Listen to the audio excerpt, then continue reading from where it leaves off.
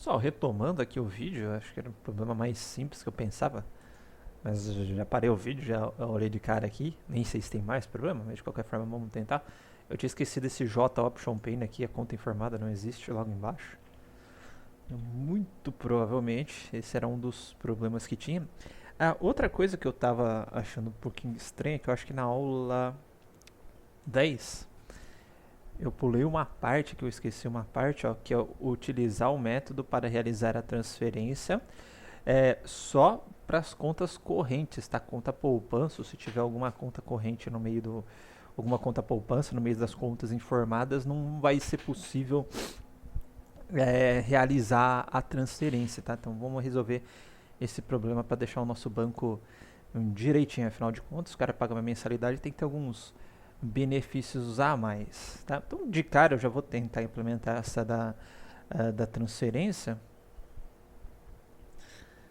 Ah, e aí a gente já testa o programa inteiro para ver só se era aquilo ali que estava acontecendo, tá? Então aqui no nosso transferir contas, né, eu tenho a conta de origem, tá? E aí eu vou fazer o seguinte, ó, para saber a exceção certinha, eu vou criar um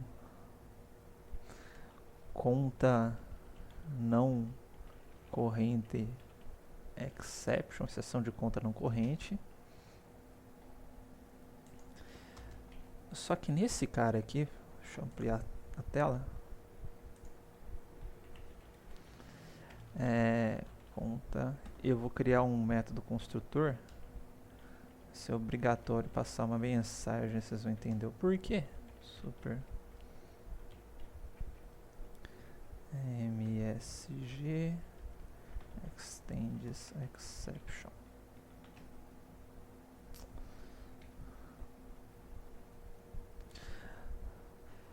Certo? E aqui na hora de eu fazer a operação de transferência, eu vou fazer o seguinte, ó. Se a origem, se a gente já era, isso daqui era inclusive para praticar o instance of que a gente não tinha praticado, né? Instance of conta corrente, então se a conta origem, inverter isso daqui, né? Não é uma instância conta corrente. Eu vou dar um throw new conta não corrente. Conta não corrente exception. Eu vou ter que passar uma mensagem, né? Obrigado, que é conta de origem não é conta corrente. Porque eu posso ter a conta destino, né? Eu sei qual das exceções que vai ser. Agora eu vou passar esse cara aqui. Conta inválida exception e o conta não corrente exception. E aqui na hora que eu achar a conta destino, né? Busca a conta, a mesma coisa. Só que agora vai ser o destino. E conta de destino não é conta corrente. Nossa, corrente não, né? Corrente.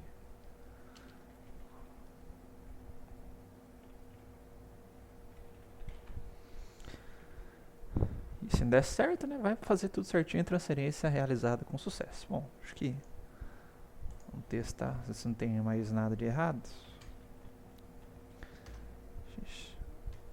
Eita. Criar conta, poupança, xxx.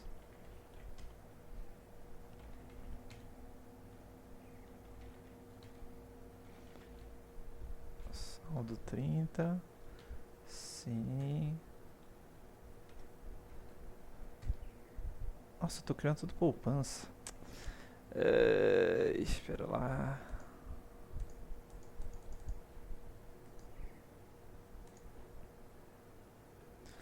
Criar conta, conta corrente.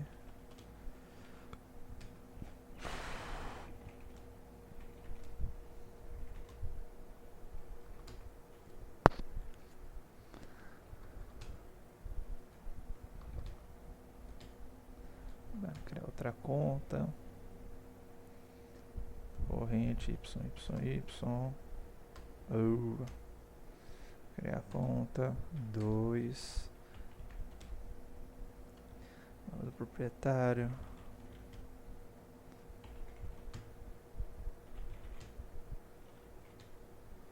Saldo inicial.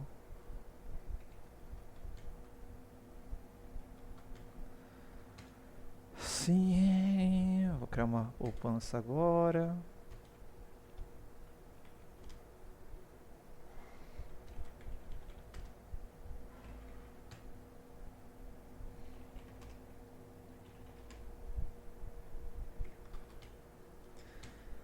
Sim, beleza.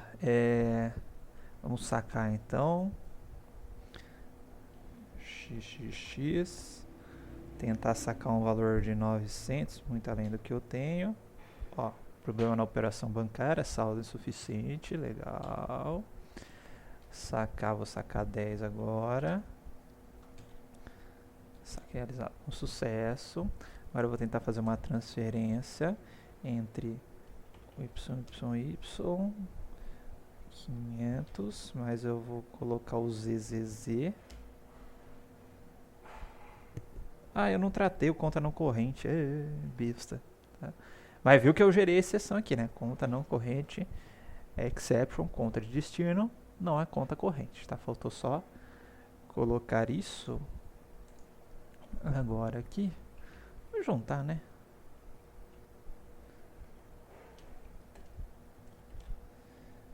Conta não corrente, exception. Ele não vai deixar fazer operações entre contas que não são contas correntes, ok? Então aqui a gente finaliza o nosso projeto banco dessa aula. Deixa eu anotar que eu tenho que dar upload, que a memória não dá boa. Às vezes me anotando, tem tanta anotação que eu esqueço. Então, upload projeto banco. Show, e agora vamos finalmente para a lista de exercícios. Deixa eu colocar em uma página só. Então vamos lá. Um trecho de código qual se deseja capturar exceções deve ser colocado dentro do bloco try. Tá? Então try, tudo aquilo que eu quiser, desde que seja lançada exceção e eu vá para um bloco cat correspondente para fazer o tratamento, tem que ficar dentro do bloco try. Quando se tenta acessar um método ou campo de um objeto nulo, é gerada uma exceção no pointer exception.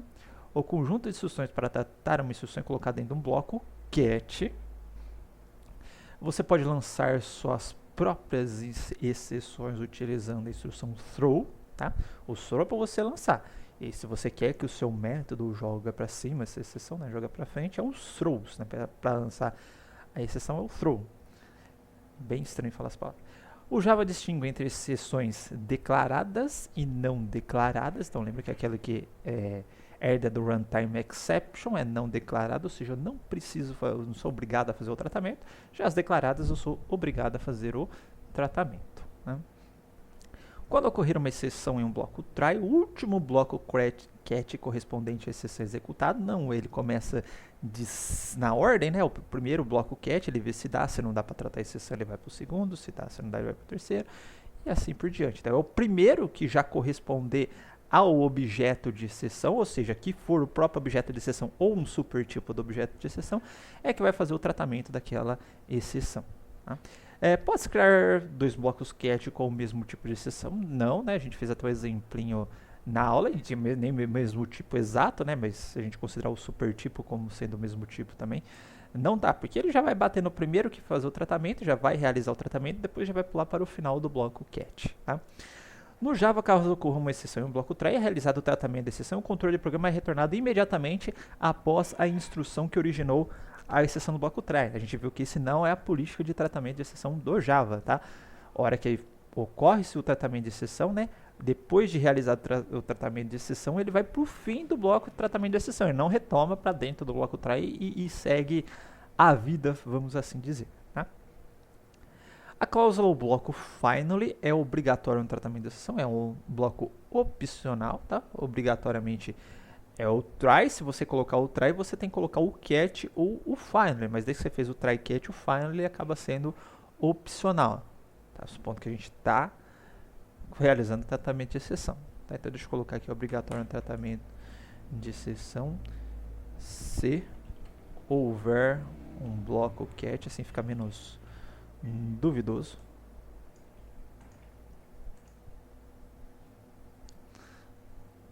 Todas as classes de exceção no Java herdam direta ou indiretamente da classe exception, sim, tá?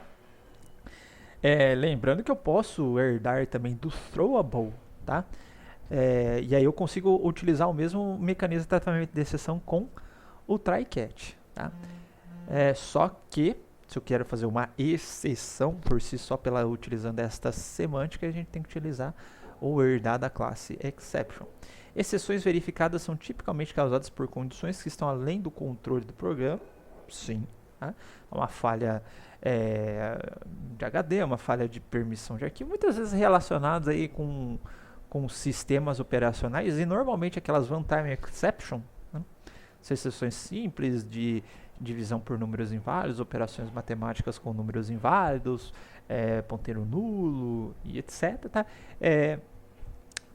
São fáceis de ser verificados no código fonte. Tá? Então o Java não se preocupa em te obrigar a fazer um try-catch para esse tipo de condição, senão você ia ter que fazer try-catch, já começar o Java com try-catch, né?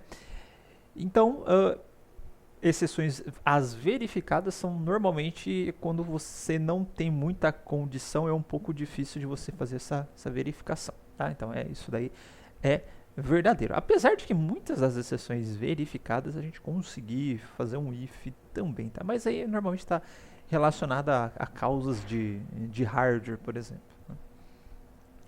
O seguinte bloco de código é válido, então tem o try e o final, tem um exemplo igualzinho no slide, né? A única coisa que não vai ter o tratamento de exceção, ocorreu a exceção, ele vai fazer um tratamento de exceção no sentido do cat, né? Mas ocorreu a exceção, ele vai pular direto para esse bloco final. Tá? Que tipo de exceções podem ser tratadas pelo seguinte manipulador de exceções? Então qualquer exceção, né? E qualquer exceção aqui que herde da classe exception, né? Qual a vantagem e desvantagem do tratamento de exceção? Se é uma vantagem, uma economia gigante de código, né, de tratamento de exceção, mas eu não tenho tratamentos de exceção específicos, só vou ter tratamentos genéricos de exceção. Aqui eu pergunto se há alguma coisa errada com esse código. Sim, se vocês inclusive implementarem esse código, colocar, copiar, colar, NetBeans, Eclipse, enfim, ele não vai, já vai dar erro em tempo de compilação, tá? Na hora que você copiar e colar, e falar, esse bloco aqui nunca vai ser alcançado, porque na hora que ele for fazer o tratamento de exceção, primeiro ele vai tentar com o primeiro cat. Esse daqui já vai atender qualquer tipo de exceção, só não vai atender os erros, né, que herdam do throwable, mas qualquer tipo de exceção vai ser atendido por esse bloco, então esse bloquinho aqui, cat, nunca vai ser chamado, então vai dar erro. List 5 erros de exceção comum, então a gente viu input, mismatch exception, number format exception, arithmetic exception, null pointer exception, array index out of bound exception, class cast exception, que a gente viu também. Então, dos que a gente viu até o momento, esses seriam os mais comuns, tá? O que acontece se nenhum cat correspondente ao tipo de objeto, o que acontece se nenhum cat corresponder ao tipo de objeto lançado, você não vai fazer o tratamento de exceção, tá? Então, ele vai passando no cat por cat, não pegou. O que vai acontecer? É como se eu estivesse dando um throw daquela exceção para cima, né? Então, se ninguém, em nenhum momento, se eu gerei aquela exceção, se o método que fez a chamada desse método que gerou a exceção não fizer o tratamento e assim por diante, o programa vai ser encerrado, tá? Mas a questão é, se ninguém tratar essa exceção vai ser jogada para o método que chamou o método originador da exceção, e assim sucessivamente, até que alguém faça o tratamento desse objeto de exceção, até que o programa seja encerrado por falta de tratamento de exceção. Tá? Agora vamos ver aqui, são 2 exercícios só, né? Não sei nem porque que tem essa página em branco aqui para baixo.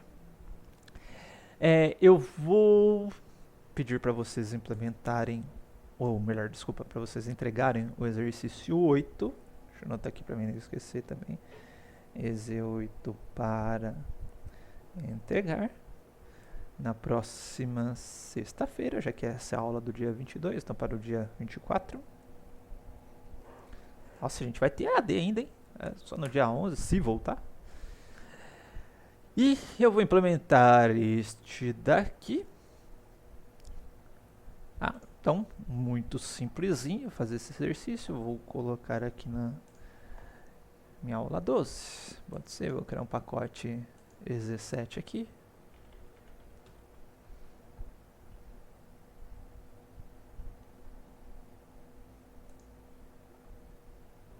Nossa, eu ia criar um pacote, eu criei uma classe EZ7, animal. Desculpas. Ok.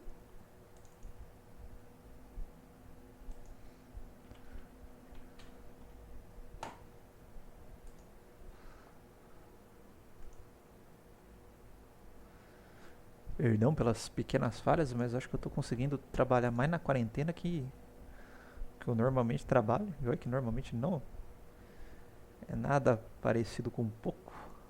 Mas vamos lá então. Eu vou colocar aqui o principal do EZ7. Principal. Inclusive essa videoaula está sendo gravada num domingo depois do almoço. E aí ele fala o seguinte: faça um programa que gere um vetor de inteiros de números aleatórios, tá? O tamanho do vetor de inteiros deve ser gerado aleatoriamente, tá? Entre inclusive o tamanho aleatório e o conteúdo dos números inteiros aleatórios. Então peça repetidamente para o usuário digitar um índice. E o programa deve então retornar o conteúdo do vetor na posição referente ao índice digitado. Deve-se realizar um tratamento de exceções caso o usuário digite um índice fora dos limites do vetor. Então vamos lá. Para um pouquinho mais. PSVM. Por scanner mesmo. Scanner. Teclado igual. New scanner. System in.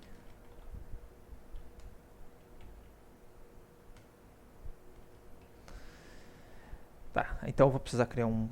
Eu vou usar o random, né, para gerar números inteiros. Random igual new random.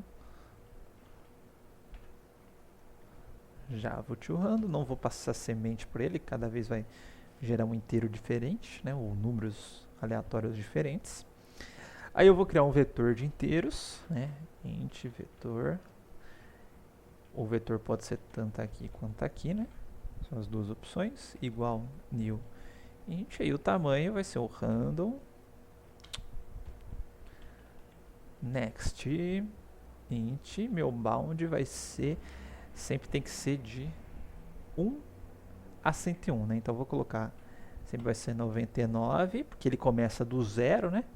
Mas aí para garantir que comece 1, sempre mais 1. Então sempre, se ele gerar 0 vai para 1, se ele gerar 99 vai para o 100.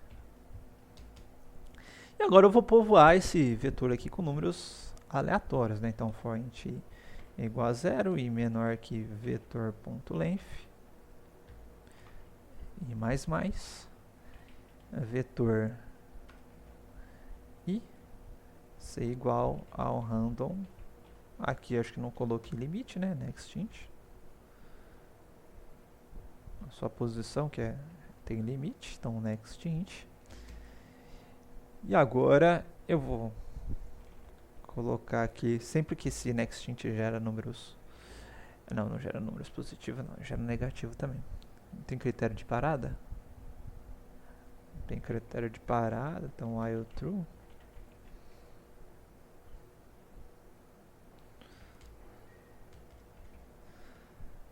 Aí eu vou pedir para o usuário salt digite índice,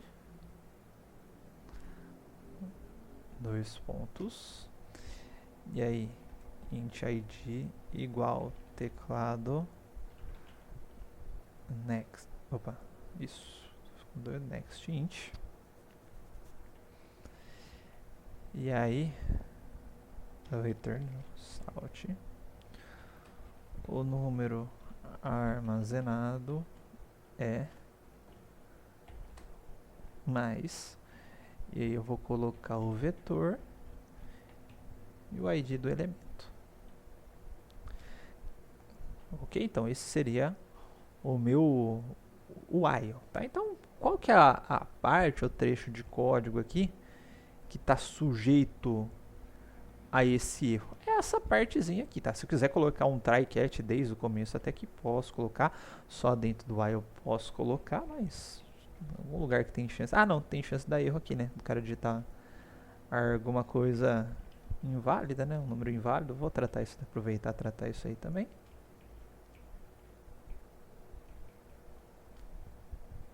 Isso daqui vai para dentro.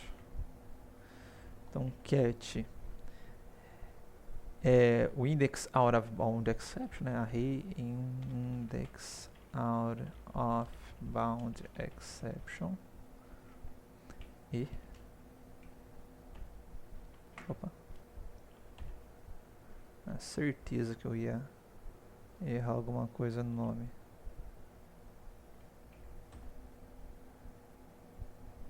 Bounds, errei o S.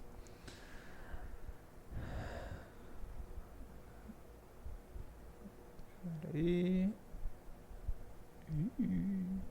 Não, pera aí que agora tem caquinha aqui, hein?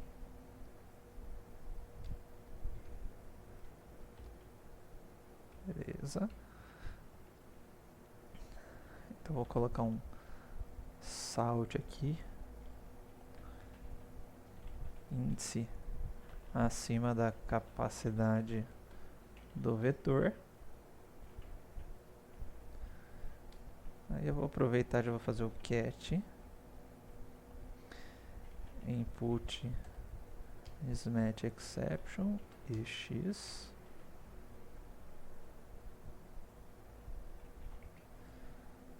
Vai ser valor de índice inválido. E o finally, vou colocar uma mensagem assim, ó.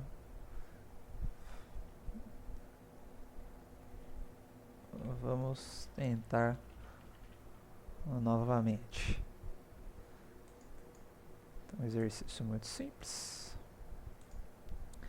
Digite um índice 5, o número armazenado é esse. Vamos tentar novamente. 2, então não sei o que é maior que 5, 9,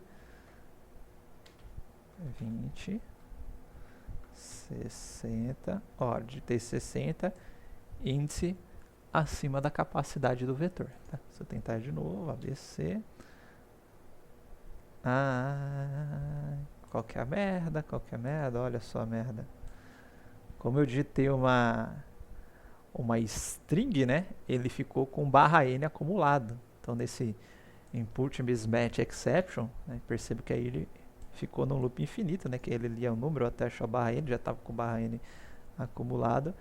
Ele entrou em loop. Então, se por acaso entrar nesse cara aqui, eu vou dar um teclado next line.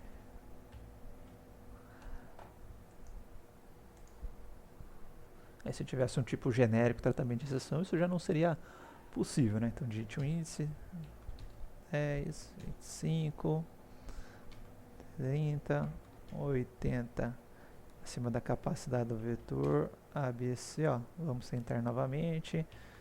50 está acima, 45, 40, 35. Eita, eu tinha digitado 30, 32. Ah, então ele tem até a posição de número 31 aí, tem 32 elementos esse vetor. Ok, pessoal? Então é isso a parte dos exercícios e até a próxima aula.